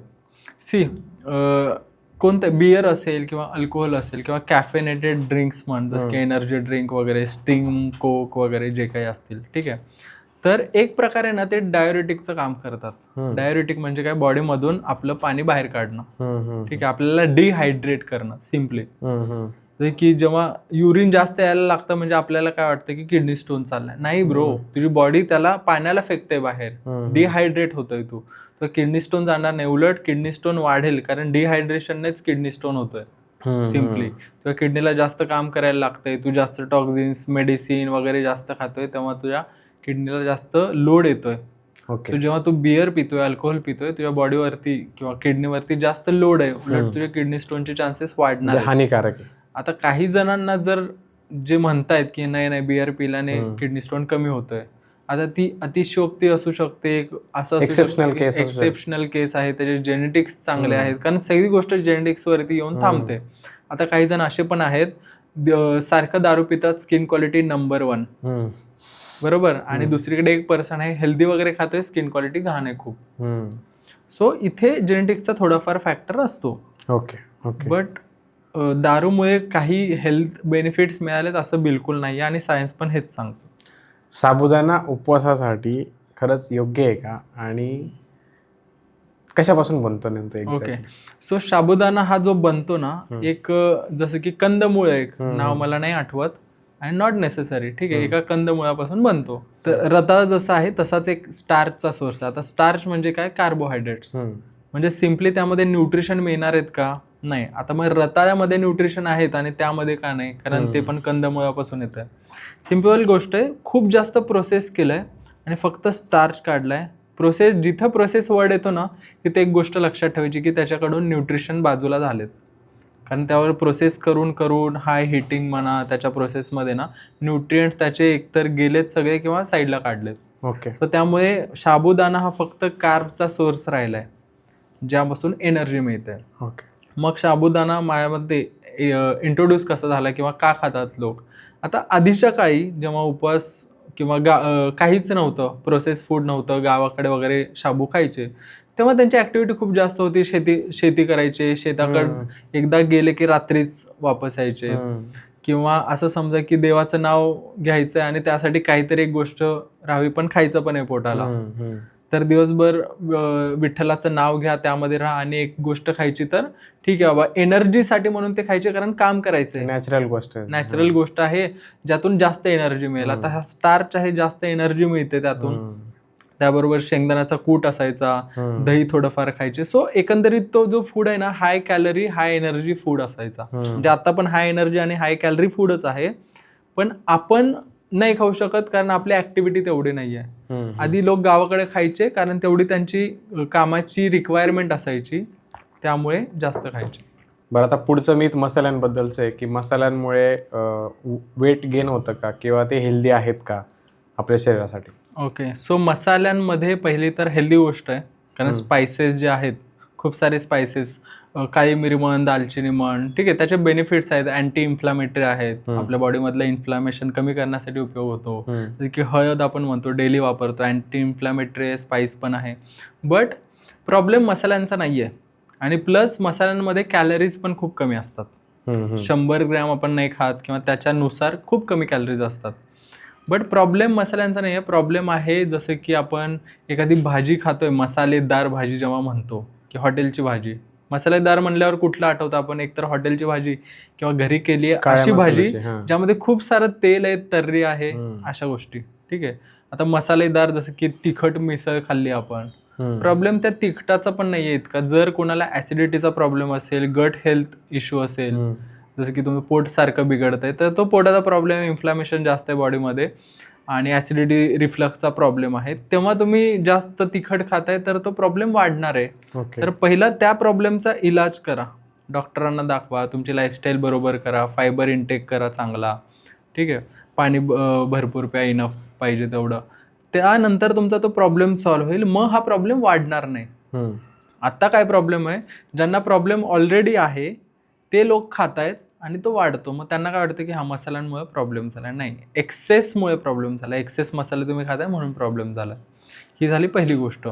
आता दुसरी गोष्ट, जेव्हा आपण हॉटेलमध्ये खातो किंवा घरी पण एकदम मसालेदार गोष्ट खातो, जसं की मी बोलत होतो मिसळबद्दल, तर मिसळ तिखट आहे म्हणून प्रॉब्लेम नाही, पण त्या मिसळीमध्ये खूप जास्त ऑइल टाकलं गेलं आहे, प्रॉब्लेम ऑइलचा आहे, कारण तुमच्या कॅलरीज वाढल्या, मग ते अनहेल्दी झालं. आता अगेन हे ऑइल कसलं आहे, समजा बाहेर खातोय आपण, बऱ्याच ठिकाणी जे तळलेलं जसं की वडापाव किंवा मिसळ जरी म्हटलं, फक्त एकच बिझनेस नसेल, दुसरं काय अजून ते वडापाव विकत असतील, पॅटीस विकत असतील, समोसा विकत असतील, तर समोस्याने तळलेलं तेल तेच रियूज करून त्यांनी जर मिसळमध्ये टाकलं भाजी तयार बनवताना, तर ते तेल एकदम अनहेल्दी आणि त्यामुळे तुम्हाला हेल्थ प्रॉब्लेम होऊ शकतात.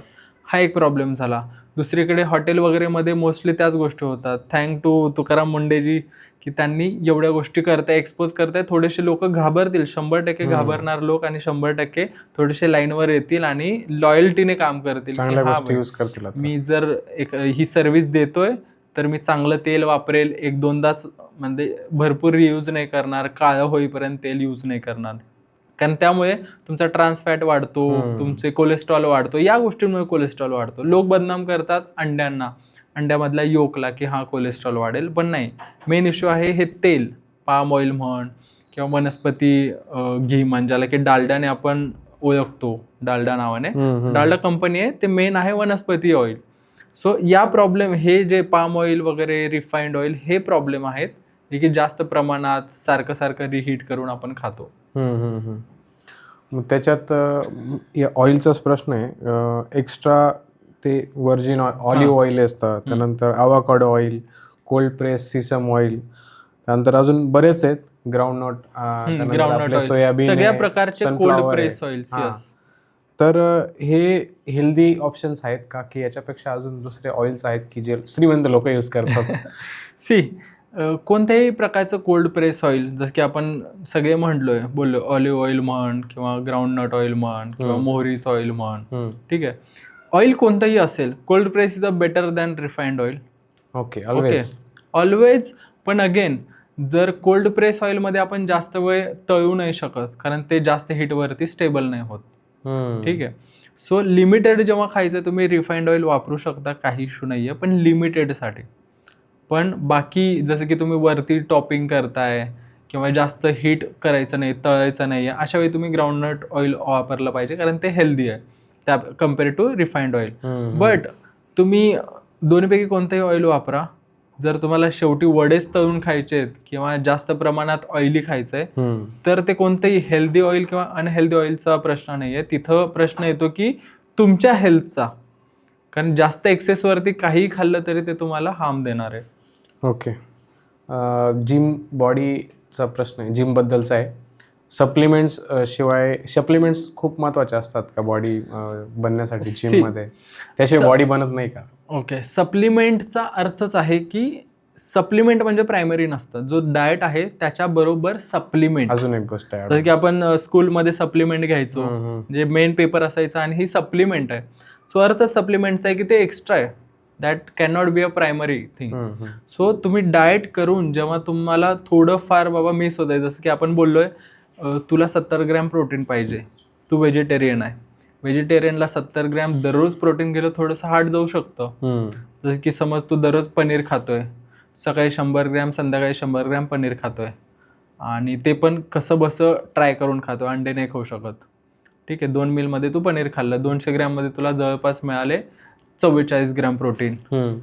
आता बाकीचं उरलेलं 30 ग्रॅम राहिलंय तुझ्याकडे ऑलमोस्ट, ते कुठून पूर्ण करणार? बाकी चपाती, भाकरी, भात जे काही खाल्लंय 1-2 ग्रॅम सगळ्यामधून जे काही खाल्लंय त्यातून मिळाले. सो आपण पकडू 20 ग्रॅम प्रोटीनची तुला अजून आवश्यकता आहे. अशा वेळी तू एक स्कूप व्हे प्रोटीन घेतल्यानंतर तुला प्रोटीनची रिक्वायरमेंट भरू शकते ना 70 ग्रॅम. तू सप्लिमेंट केलं प्रोटीन, समजतंय? सो सप्लिमेंटचं जे काम आहे ना ते असं आहे की जिथं तुम्हाला कमी पडते तिथं तुम्ही थोडंसं सप्लिमेंट करू शकता. पण लोक काय करतात, चला व्हे प्रोटीन सप्लिमेंट घेतलंय, सकाळी प्रोटीन सप्लिमेंट पिलं, संपलं, डाएट गेलं उडत. सो असं नाही वर्क करणार. सप्लिमेंटचं काम सप्लिमेंटचं आहे, ते मेन प्रायमरी नाही होऊ शकत कधीच. ओके. प्रोटीनसाठी नॉनव्हेज कंपल्सरी आहे का, आणि हे खरं आहे का? म्हणजे की लोक नुसतंच चिकनच खातात, की नॉनव्हेजच बाबा मेन सोर्स आहे, त्याशिवाय काही पर्याय नाही? तर नाही, बिलकुल नाही आहे. प्रोटीन फक्त नॉनव्हेजच खाल्लं पाहिजे प्रोटीनसाठी असं बिलकुल नाही आहे. इनफॅक्ट आपल्या इंडियामधले भरपूर जे ॲथलीट आहेत, स्पोर्ट्स पर्सन आहेत, ज्यांनी मेडल सुद्धा आणलेत, ते व्हेजिटेरियन आहेत. विराट कोहली पण आता व्हेजिटेरियन झाला. तो तर वेगन आहे, वेगन आहे म्हणतो तो. But anyway, that is not our question, मी पण मानतो त्याला. म्हणजे मी इतकं स्पोर्ट्स बघत नाही, पण विराट कोहली आवडतो आपल्याला. ठीक आहे, तर तो पण व्हेजिटेरियन आहे. बरेचसे ॲथलीट व्हेजिटेरियन आहेत. सो प्रॉब्लेम तो नाही आहे. फिट राहण्यासाठी तुम्ही व्हेज डाएटवरती पण फिट राहू शकता. पण तुम्हाला जास्त चांगल्या प्रकारे लाईक मॅनेज करायला लागेल. जसं की आपण बोललोय, व्हेजिटेरियन असेल तर ऑप्शन्स खूप कमी राहतात, लिमिट होतात. जसं की पनीर आहे, सोया चंक्स आहे, व्हे प्रोटीन आहे, यूज करू शकता, दही वगैरे ह्या गोष्टींवरती डिपेंड राहून तुम्ही करू शकता.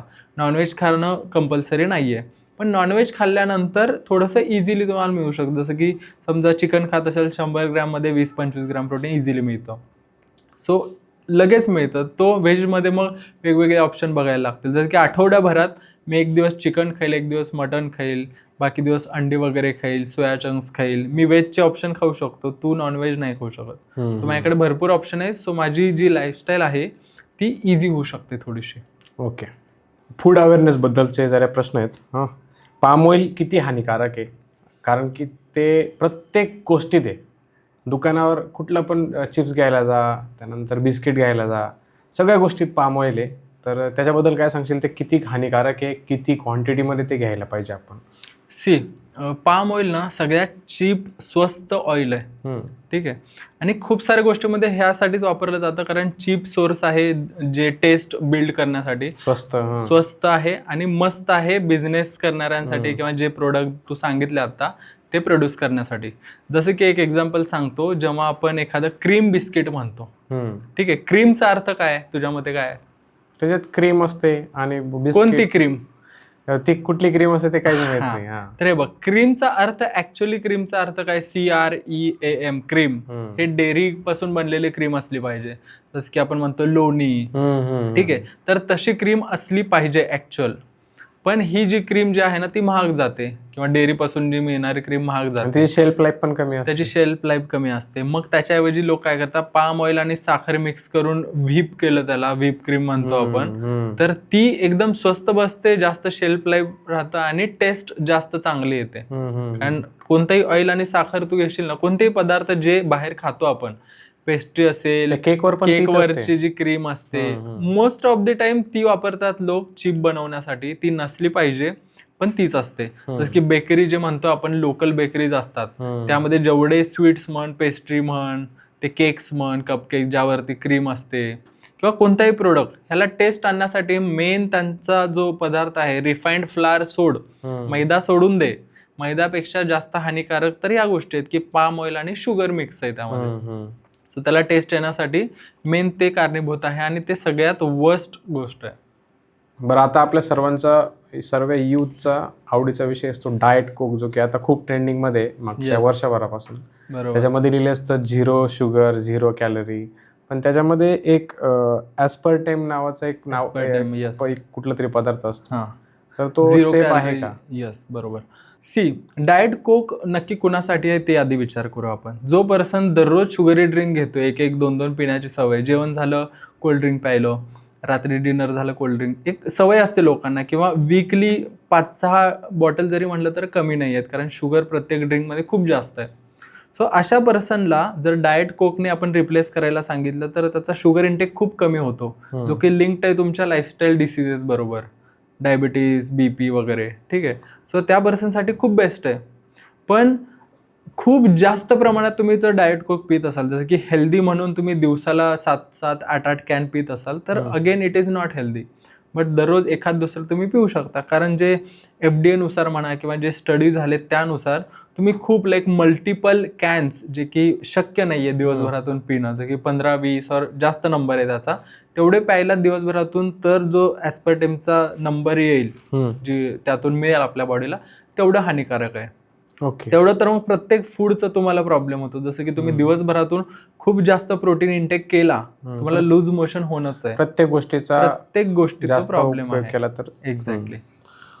कोलेस्ट्रॉल बद्दल काय सांगशील? कोलेस्ट्रॉल का वाढतं, किती हानिकारक आहे? ओके, सो हा तर एक मिथ आहे, पहिला त्यापासून चालू करू आपण, की अंड खाल्ल्याने कोलेस्ट्रॉल वाढतं. ठीक आहे, तर लोक काय करतात, बाकी सगळ्या गोष्टी इग्नोर करतील.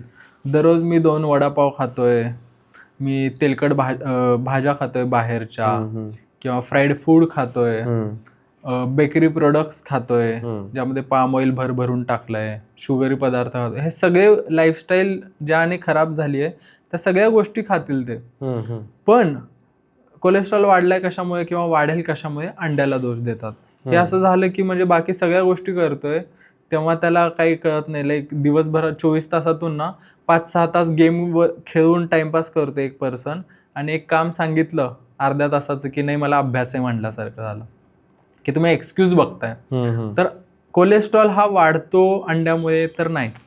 ज्याला ऑलरेडी कोलेस्ट्रॉलचा प्रॉब्लेम आहे, हाय कोलेस्ट्रॉल आहे, त्यांनी ऑब्व्हियसली डॉक्टरशी कन्सल्ट करून मग पुढची प्रोसेस केली पाहिजे. पण तो पर्सन सुद्धा अंडी खाऊ शकतो.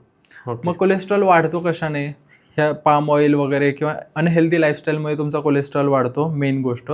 प्लस कोलेस्ट्रॉल तुमची बॉडी ऑटोमॅटिक दररोज प्रोड्यूस करते. So it is not a unhealthy thing. Cholesterol तुमची बॉडी प्रोड्यूस करते कारण त्याचं काम आहे बॉडीमध्ये कोलेस्ट्रॉलचं.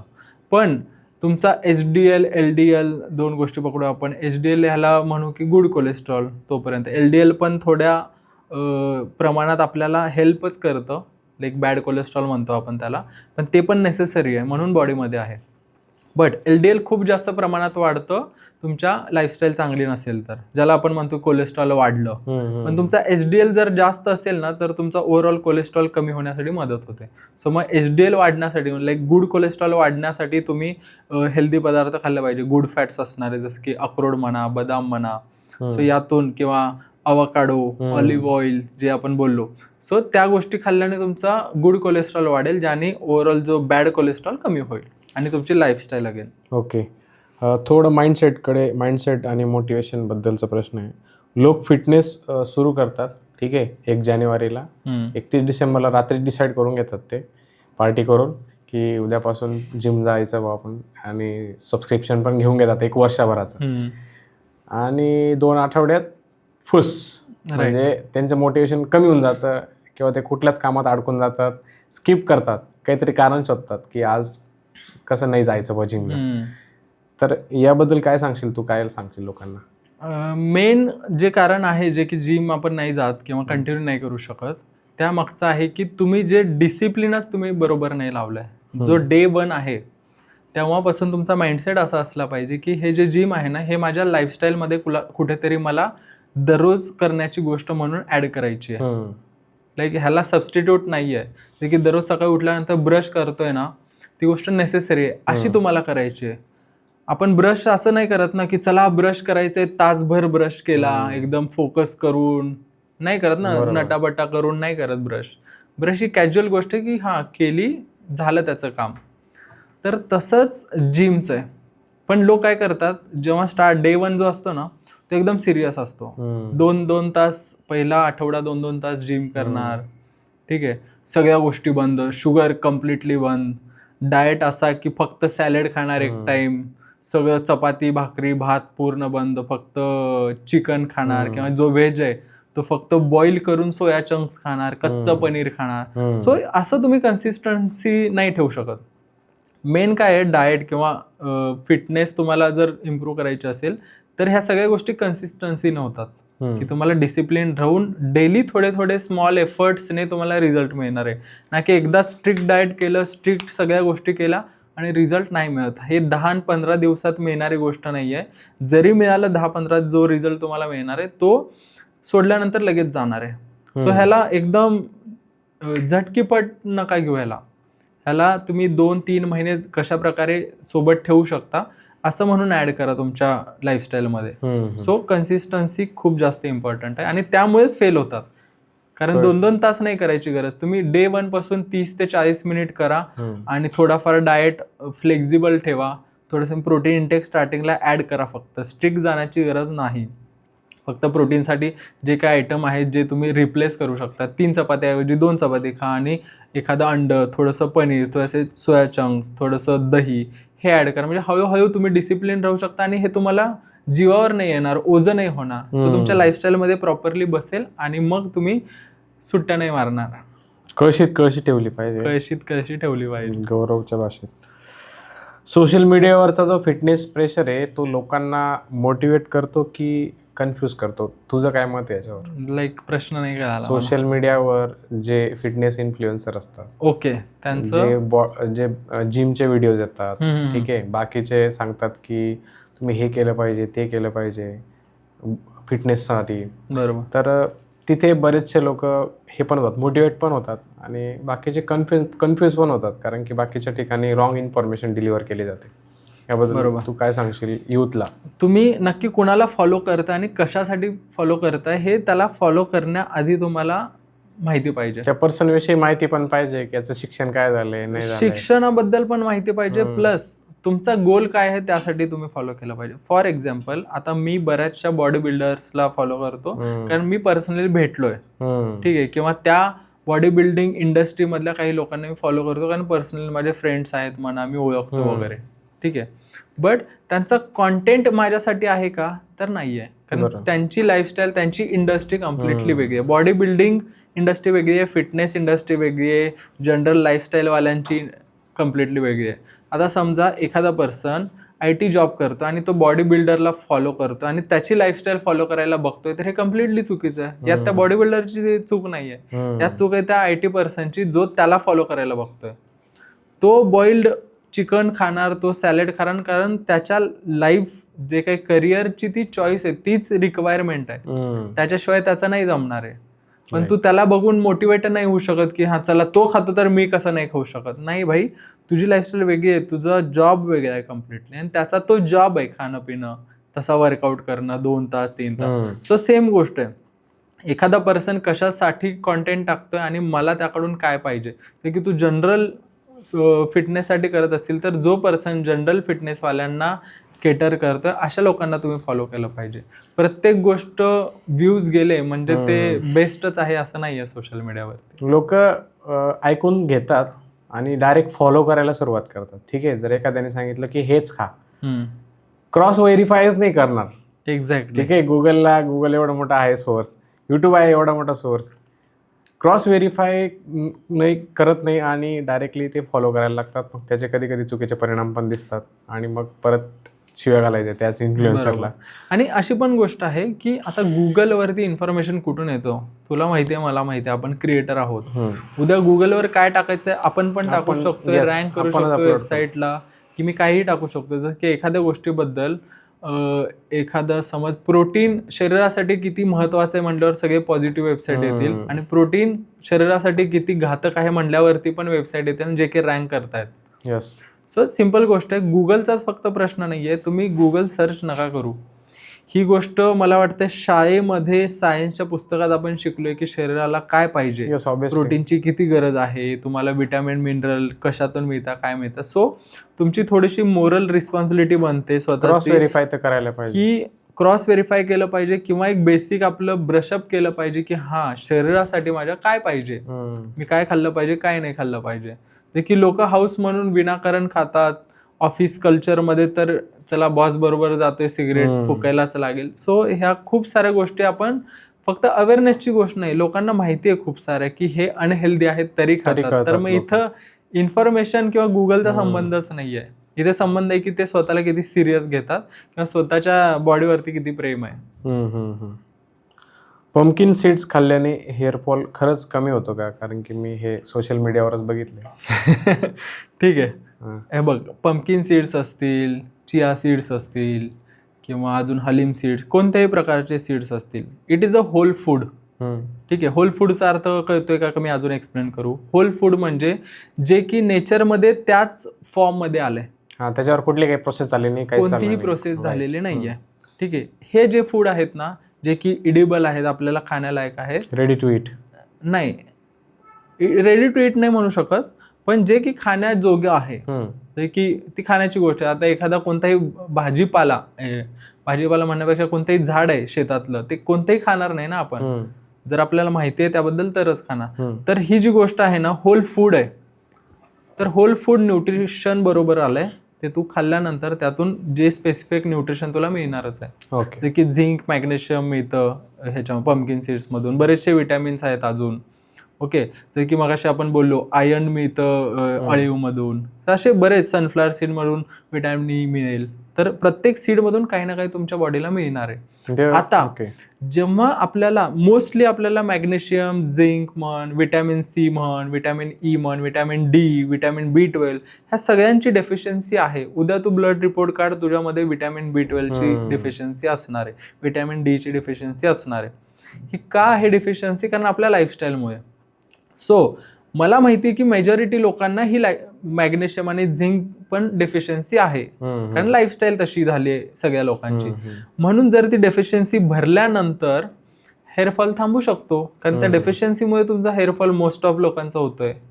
त्यामुळे मी हे म्हणू शकतो की ही गोष्ट खा, तुझा हेअरफॉल थांबेल, कारण ह्या गोष्टीची तुला डेफिशियन्सी होती. सायट्रस फूडचं सिट्रस फूड, येस, त्याच्यानुसार ड्राय स्किन होत नाही म्हणून. बरं, तेच खरं. तर आता विटॅमिन सी सिट्रस फूडमध्ये काय मिळतं, तर विटॅमिन सी मोस्टली मिळतं.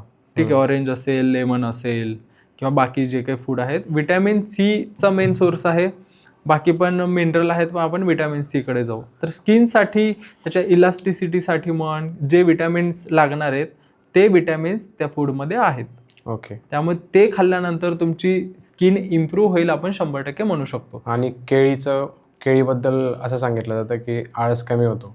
यस, कारण केळी हा सिम्पल कार्ब आहे, कार्ब सोर्स आहे जो की एनर्जी देतो. पोटॅशियम भरपूर असतं. ओके, सो तुम्हाला जेव्हा आळस कधी होतो, बेसिकली आपल्याला एनर्जी कमी आहे, काही खाल्लं नाहीये, तर केळी तुम्हाला इन्स्टंट एनर्जी देतं, फ्रेश वाटतं. इवन होल फूड आहे, त्यामुळे जी तुम्ही 2-4 बिस्किट खाल्ल्यानंतर जी एनर्जी येणार आहे आणि एक केळी खाल्ल्यानंतर एनर्जी येणार आहे, त्यामध्ये खूप डिफरन्स असणार आहे.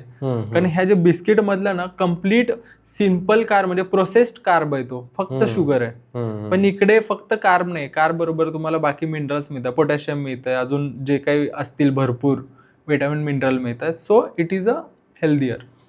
त्यानंतर हे आवळा आहे, इम्युनिटी खरंच वाढते का? एक्झॅक्टली. अजून एक विचारतो, ओट्स आहेत, त्याच्याने कोलेस्ट्रॉल खरंच कमी होतं का? येस, तर आता आवळ्यामध्ये विटॅमिन सी जास्त असतं. ठीक आहे, आता इम्युनिटीसाठी तुम्हाला काय पाहिजे, आपल्याला आठवतंय कोविडच्या वेळी जेव्हा लॉकडाऊन लागलं होतं, प्रेफर करायचो आपण सगळ्यात जास्त, कारण रील वगैरे अवेअरनेस वाढला होता, काय खायचो आपण जास्त, की तेव्हा म्हटलं जायचं की तुम्ही प्रोटीनचे पदार्थ खा, विटॅमिन सीचे डॉक्टर पण विटॅमिन सी गोळे द्यायचे, विटॅमिन बी द्यायचे. हे का द्यायचे? कारण इम्युनिटीसाठी तुम्हाला एकतर प्रोटीन पाहिजे, इम्युनोग्लोबिन बनवण्यासाठी.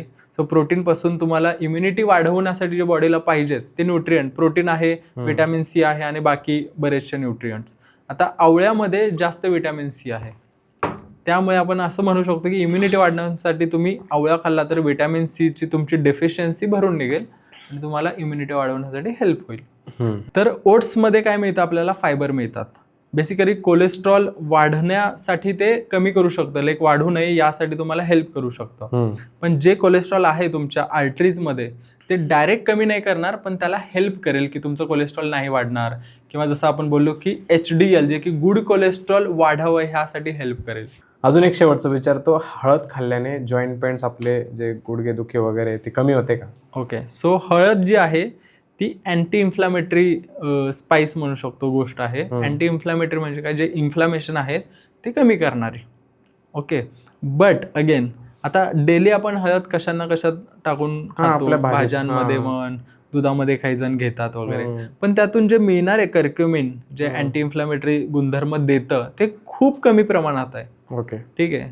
लाईक आता एखादं पर्सन जो आहे फ्राईड फूड खाल्ला, वडापाव खाल्ला, ज्यातून ऑइल मिळालं, जे की आपण बोलल्यासारखं रिफाईंड ऑइल होतं, खूप जास्त वेळात तळलेलं होतं, त्यापासून आपल्या बॉडीला मिळणार आहेत इन्फ्लॅमेशन, लाईक टॉक्झिन्स म्हणू. ठीक आहे, इन्फ्लॅमेशन मिळाले. आता हे इन्फ्लॅमेशन कमी करण्यासाठी त्याच्यापेक्षा जास्त इन्फ्लॅमेटरी अँटी इन्फ्लॅमेटरी गोष्ट खाल्ली पाहिजे ना, लाईक क्वांटिटी कमी करण्यासाठी. की बॉडीमध्ये खूप जास्त इन्फ्लॅमेशन आहे, तर ती हळद काय करणार आहे, इतकुसी काहीच नाही करणार. आणि ते काय म्हणतात, त्याला फाईट बॅक करण्यासाठी खूप जास्त खायला लागेल, जे की नॉट रिकमेंडेड. सो अगेन तुमच्या लाईफस्टाईलमध्ये हळद तुम्ही थोडीफार ठेवली पाहिजे, बट नाही त्याने माझी गुडघेदुखी होईल असं नाही. कारण गुडघेदुखी जी होते इन्फ्लॅमेशन वाढल्याने, सूज वाढल्याने होते. काही जणांना. त्यामुळे जर गुडघेदुखी कमी करायची असेल तर व्यायाम केला पाहिजे, सो दॅट तो मसल स्ट्रॉंग होईल आणि गुडघेदुखी कमी होईल आणि इन्फ्लामेशन कमी होईल. अशा गोष्टी केल्या पाहिजेत, ज्याने इन्फ्लामेशन वाढतं अशा गोष्टी अवॉइड करून. ओके, सो पॉडकास्टमध्ये आपण ऑलमोस्ट बरेच प्रश्न कव्हर केलेले आहेत. हेल्थ असा टॉपिक आहे ना की तो संपणारच नाही. 2-3 तास पण अपूर्ण पडतील त्याच्यावर. शेवटचा एक विचारतो की सामान्य माणसाला त्याची लाईफ हेल्दी करण्यासाठी त्याच्या डे टू डे रुटीनमध्ये काय 3 सिम्पल असे चेंजेस त्यांनी केले पाहिजेत? ओके, सो सगळ्यात पहिली गोष्ट जी आहे ती स्ट्रेस मॅनेजमेंट किंवा रिकव्हरीवरती फोकस द्या. की तुम्ही 7 ते 9 तास झोप 100% केलीच पाहिजे. ज्याला पॉसिबल आहे 7 तास त्यांनी 7 तास, ज्याला 9 आहे त्यांनी 9 तास. कारण तेवढी झोप गरजेची आहे. पहिली गोष्ट. दुसरी गोष्ट, प्रोटीन इनटेक म्हणा किंवा न्यूट्रिशनवरती फोकस करा. जे काही आहे, जे की काही गोष्टी आपल्याला ना अनलर्न करायला लागतात हेल्दी राहण्यासाठी. एकच गोष्ट पकडून नका बसू. जसं की आपलं कसं आहे, घरचं खातोय म्हणजे हेल्दी, घरचं खातोय म्हणजे हेल्दी. नाही ब्रो, जर तू घरचं खाऊन हेल्दीच म्हणत असशील तर गावाकडच्या लोकांना, खूप साऱ्या लोकांना बीपी आणि डायबिटीज झाला नसता. सो फक्त डोळे झाकून मान्य करू नका. तुमच्या बॉडीला जे गरजेचं आहे त्या गोष्टी ॲड करा. जसे की न्यूट्रिशनवरती फोकस करा.